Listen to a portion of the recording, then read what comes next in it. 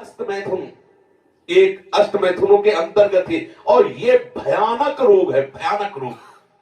इसमें संकोच की बात नहीं, जैसे डॉक्टर से संकोच नहीं, ऐसे शास्त्र और सदगुरुदेव ये संकोच का विषय नहीं। ये वो भयानक रोग है जो कैंसर से भी, टीबी से भी बड़ा भयानक रोग है, बड़ा भयानक रोग। उसकी तो औषधि, इसकी औषधि नहीं है। वो तो प्रारब्ध से आ रहा है। ये आप वर्तमान क्रिया को बिगाड़ कर अपना नाश कर रहे हैं। छोटे छोटे बच्चे जब स्कूलों में जाते हैं और उनको गलत विद्यार्थियों का संग मिलता है तो प्रत्येक 100 में एक को नहीं कह सकते, 99 के जैसा हम मिले हैं अभी तक, 100 में एक को नहीं कह सकते, लेकिन 99 ऐसे मिले हैं, 100 में 99 जो इस रोग से ग्रसित हैं। पहले शायद वो पढ़ाई अपने लोगों के यहां नहीं थी। आज हमें बच्चे बताते हैं कि एक चैप्टर भी इसी प्रसंग का रखा जाता है। किसी विद्यार्थी जीवन से आए हुए साधु वेश में अपने उपासक ने बताया कि हम लोगों को शिक्षा दी जाती है कि जैसे खून निकल जाता है तो नया खून और बलवर्धक बनता है, ऐसे ही इस ब्रह्मचर्य का नाश करना अति आवश्यक है, क्योंकि वो हटेगा तो समस्त मांसपेशियों में नई शक्ति जागृत होगी। बोलो कितनी बड़ी हानि की बात, कितने बहुत बड़े दोष की बात है।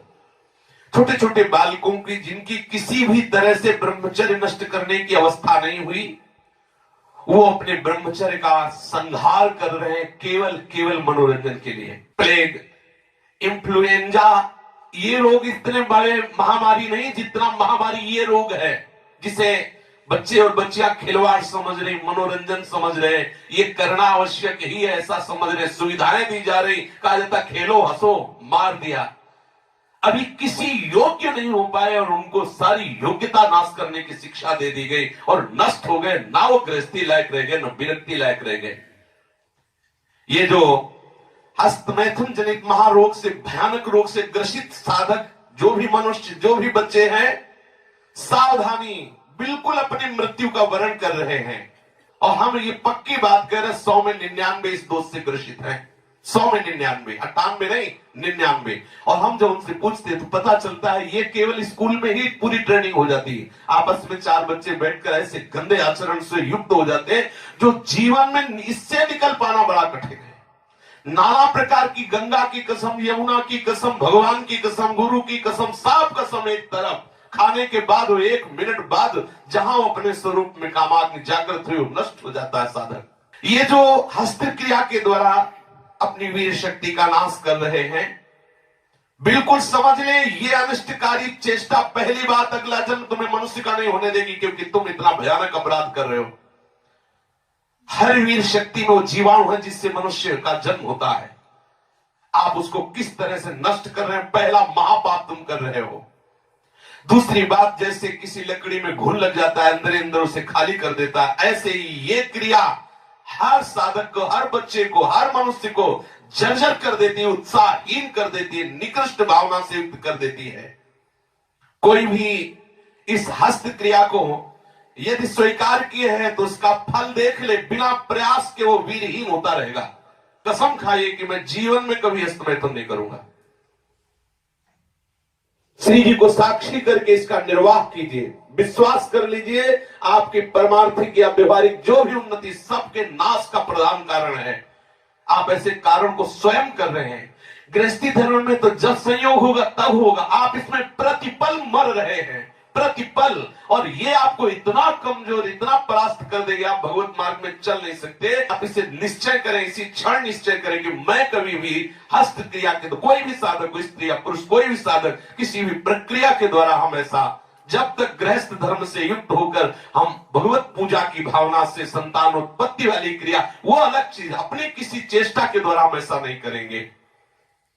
जो ऐसा करते हैं उनकी समस्त इंद्रियां दुर्बल होती जाती हैं, एक एक नस से उनकी शक्ति का ह्रास होता जाता है और उनके मुंह में पीलापन, सिकुड़न बिना वृद्धावस्था के से दिखाई देने लगती है। नस में दौर्बल्य, बार बार स्वप्न दोष, नाना प्रकार के गंदे संकल्प, नाना प्रकार की जलन उनके हृदय में प्रकाशित हो जाती है और वीर शक्ति इतनी द्रवित हो जाती है कि उनको पता ही नहीं लगता कब स्खलित हो गई। इसलिए साधक सावधान, ऐसी गलती बिल्कुल न करे, बिल्कुल न करे। क्योंकि शरीर के भीतर एक मनोवाह नाम की एक नाड़ी है। इस नाड़ी के साथ संपूर्ण नाड़ियों का संबंध है। जे भी आप कामासक्त होकर के इस क्रिया को करते हैं, संपूर्ण आपके शरीर की नस नाड़ियां कांप जाती हैं। शरीर से लेकर मतलब सिर से लेकर पैर तक संपूर्ण यंत्र, छोटी मोटी सब नाड़ियां कंपायमान हो जाती हैं। फिर उस रक्त से मंथन करके फिर जो निकलता है उसे वीर्य कहते हैं। कितना बड़ा नाश कर रहे हैं आप। इस धातु से दौर्बल्य, प्रमेह, स्वप्न में, मधुमेह, बड़े कठिन कठिन रोग घेर लेते हैं। पक्षघात, ग्रंथिवात, संधिवात, अपस्मार, मिर्गी, पागल पर, भीषण भीषण पीड़ाएं शरीर में, न जाने कितने निंदनीय रोग इस क्रिया के द्वारा होने लगते हैं। इसलिए प्रत्येक उपासक को, चाहे वो गृहस्थ मार्ग का हो या विरक्त मार्ग का हो, बिल्कुल ऐसी क्रिया ना करें। जब कोई हस्त क्रिया करता है तो उसके सीधे कलेजे पर धक्का लगता है। जब क्रिया करता है तो संपूर्ण नस नाड़ियों में हलचल और हृदय पर धक्का लगता है, जिससे उसका दिल कमजोर होने लगता है। और वही सबसे ज्यादा जिसे हार्ट अटैक कहते हैं, वही कारण होता है। वीर चरण ही उसका प्रधान कारण होता है। क्षय, खांसी, श्वास, ये क्षमा महाभयानक रोगों का बुलावा है। हृदय रोग से पीड़ित अभागे मनुष्य किस क्षण मर जाए कोई पता नहीं। मस्तिष्क पर जो एक ऊर्जा शक्ति, विचार शक्ति होती है, वो नष्ट हो जाती है। जो ये हस्त क्रिया को करते हैं उनको देखते ही पता चलता है करते हैं। कुछ ऐसे लक्षण होते हैं जिनको देखने से ही पता चलता है ये सब वो प्रतिपल अपने आप को चौपट कर रहे हैं। कितना पागलपन है। आप अपने जीवन को नष्ट कर रहे हैं। पागल खाने में अगर देखा जाए तो 5 आदमी ऐसे मिलेंगे 100 में जो किसी अन्य घटना से पागल हुए, 95 ऐसे मिलेंगे जो विषय के कारण पागल हुए, जिन्होंने ब्रह्मचर्य को छीण किया है और उनकी मेधा शक्ति कमजोर हो गई और पागल हो गए हैं। ये व्यभिचार प्रवृत्ति किसी भी लायक नहीं रहती। सैकड़ों पागल खाने में जांच करने पर ज्ञात हुआ है कि जितने भी पागल हैं उनमें से 95 केवल इस बात से पागल है, भ्रष्ट आचरण से।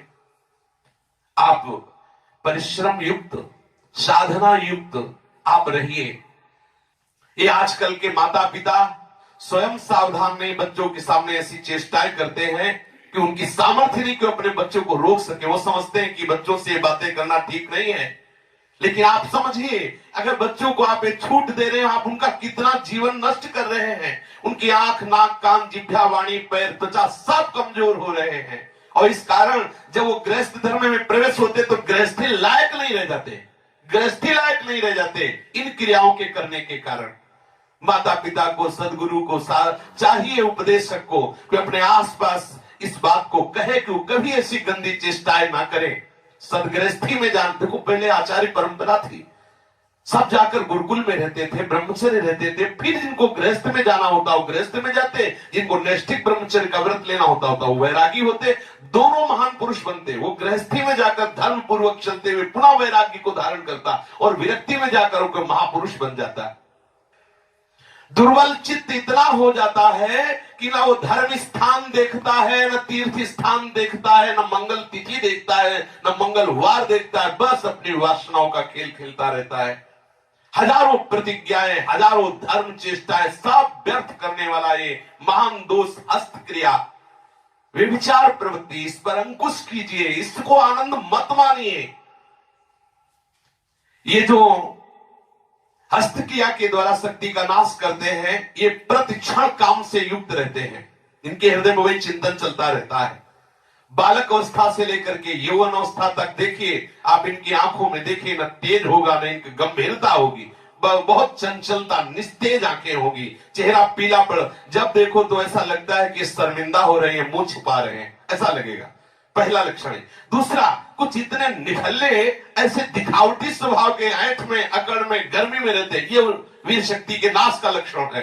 गंभीरता नहीं, शांति नहीं, उदारता नहीं, धैर्य नहीं है, वो अपने को बड़ा दिखाना चाहते, ये सब उसके नाश के लक्षण हैं। जिनका चेहरा आनंद में, देखते ही हृदय में आकर्षण, ये ब्रह्मचर्य का लक्षण है। चेहरा देखो तो उजड़ा हुआ दिखाई देता है, लगता है बिना रोते हुए भी रो रहे हैं। वो सब सिकुड़ गया चेहरा, ऐसा जैसे किसी घर में आग लगा दो, इसके बाद दर्शन करो तो कैसा लगता है, वो ऐसे ही उसका चेहरा होता है जिसने अपने जीवन से खिलवाड़ किया है। जो स्वभाव से ही रुक्ष, चिड़चिड़ा, क्रोधी, बात बात पे एकदम रूखा, चेहरा पीला पड़ रहा, फीका पड़, वो चेहरा पीला प्रेम का नहीं कि वो चेहरा प्रेम में पीला पड़, प्रेम में नहीं, यहां काम की बात हो रही है। मुख पिया आई फिर गई बदल गए तन रंग, ये प्रेम का लक्षण नहीं, ये काम के लक्षण की यहां बात हो रही। वो मुर्दा की तरह निस्तेज खिन्न छिन्न ऐसे ही घूमता रहता, कोई लक्ष्य नहीं, कोई उद्देश्य नहीं, बात बात में आलस्य, बात बात में गुस्सा। जो गालों में बिना कोई गुलाबी कुछ लगाए जो गुलाबी दिखाई देती है वो ब्रह्मचर्य की होती है, और जिनके ब्रह्मचर्य क्षीण हो जाते हैं, झाई पड़ जाती है। देखो देखने में लगता है क्योंकि बोले कितने को, बोले 18 के, 18 में तो उसकी दुर्गति हो रही, तो 28 और 48 में क्या होगा।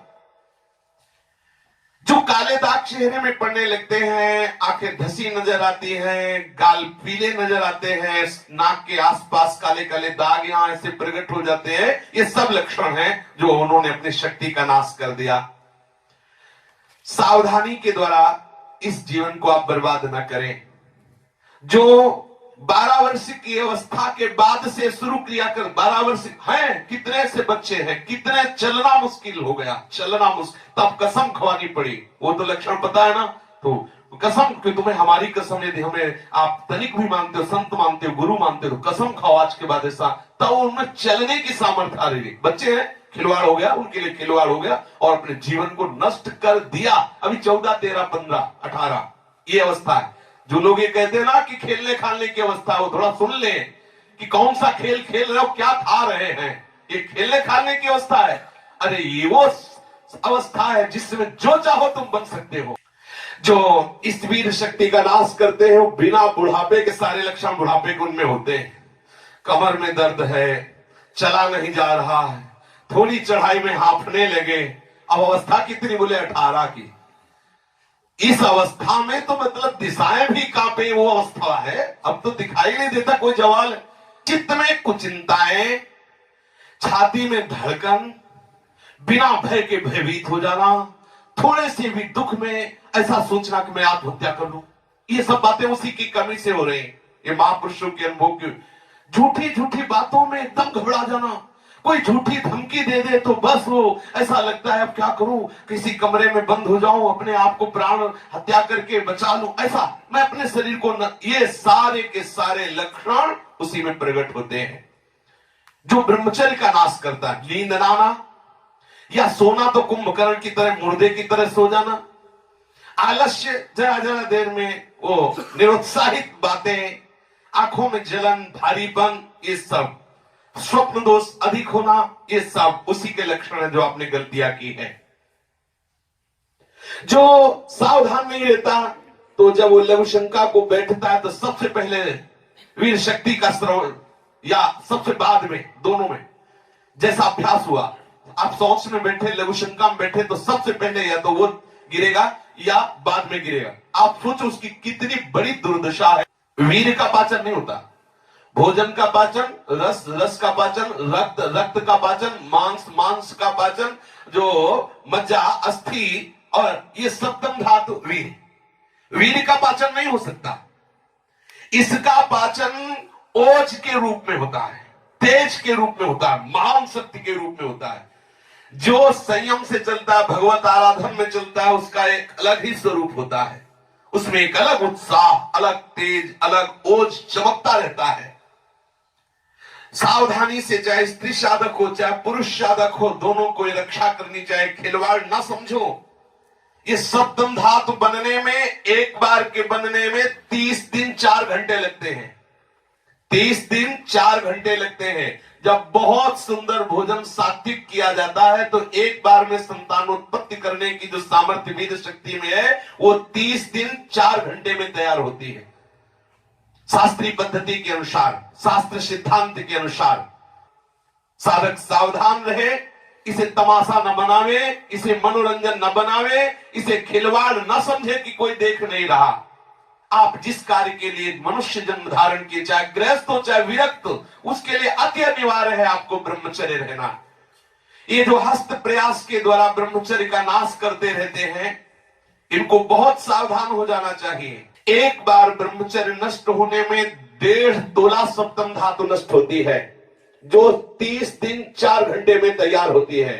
आप विचार कीजिए, 30 दिन 4 घंटे शरीर की नस नाड़ियों ने जो कमाया, उस सप्तम धातु को आप कितने मिनट में नष्ट कर रहे हैं? कितने बार 30 दिन 4 घंटे में एक बार कमाई हुई वस्तु को कितने बार नष्ट कर रहे हैं? आपकी क्या परिणाम दशा होगी, आप खुद विचार कर लीजिए। कठोर परिश्रम से 30 दिन 4 घंटे में तैयार होने वाली 1.5 तोला अमूल्य वस्तु जो भगवत स्वरूप है, आप उसे कहां बहा रहे हैं? कितनी मूर्खता कर रहे हैं आप। इसको सुनने में बोलने में संकोच लग रहा होगा। घोर पतन का रास्ता अंदर ही अंदर मन को आप दे रहे हैं। इसे मूर्ख नहीं कहा जाएगा और क्या कहा जाएगा? जो इतनी कीमती वस्तु को केवल मनोरंजन के लिए बर्बाद करे, तन मन धन श्वास सबका नाश करने वाला। जैसे फूलों का इत्र, ऐसे ही संपूर्ण मनुष्य का सार ब्रह्मचर्य। एक एक रुपया आप जैसे बहुत कंजूसी से समेट के रखे, फिर कोई चुराने आवे तो आप दे देंगे क्या? ऐसे ही यदि आप ब्रह्मचर्य पर दृष्टि रखेंगे तो आपसे पापाचरण हो ही नहीं सकता। आपको जलन हो जाएगी कि हम कितना जल के कैसे सदाचार से चल रहे हैं और ये आकर्षण हमें कैसे ब्रह्मचर्य को नष्ट कर। वो भागेगा, हर स्थिति से भागेगा। वो अपने ब्रह्मचर्य को और सच्ची मानिए, ब्रह्मचर्य में ही सामर्थ्य है हर द्वंद्व सहने की, हर द्वंद्व सहने की। जितने भी साधकों की या मनुष्यों की जो दुर्दशा है शास्त्र विरुद्ध आचरणों से, उसका कारण ब्रह्मचर्य का नाश।